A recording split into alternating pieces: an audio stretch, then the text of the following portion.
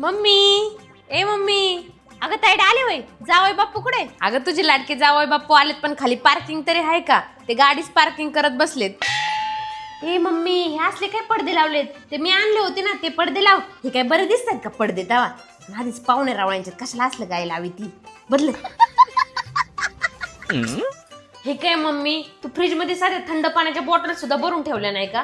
तुला माहिती नाही ना फक्त फ्रीजच पाणी लागतं. आता ते मला ओरडत बसतील, तर काय बोलू मी? जा लवकर बिस्लरी घेऊन ये. बरं बाई आणते, नको चिडचिड करू. काय करावं राव यांना. मम्मी यांना पाणी कशात देऊ? अगं ते बघ ते ताटलीत गल्लाच ठुलाय, याच्यात पाणी देऊ का? काचेची ग्लास काय ट्रे बी आहे का नाही? ह्याच्यात कुठं पाणी येतं का कोण? अगं मम्मी चहा कशाला ठेवला? चहा नको ठेवू, यांना विदाऊट शुगरची कॉफी लागते, फक्त कॉफीच कर. मम्मी जेवायला काय करणार आहे? अगं पनीरची भाजी करते. मम्मी यांना कमी तेलकट आणि कमी तिखट लागतं. आधीच हे डाएट वरती आहेत, अजिबात चालत नाही आमच्या घरी तेलकट वगैरे. काय नवऱ्याचं लेच मिळमिळीत खाणं आहे ग. मम्मी तुला सांगितलंय तेवढं कर, यांना काय बोलू नको.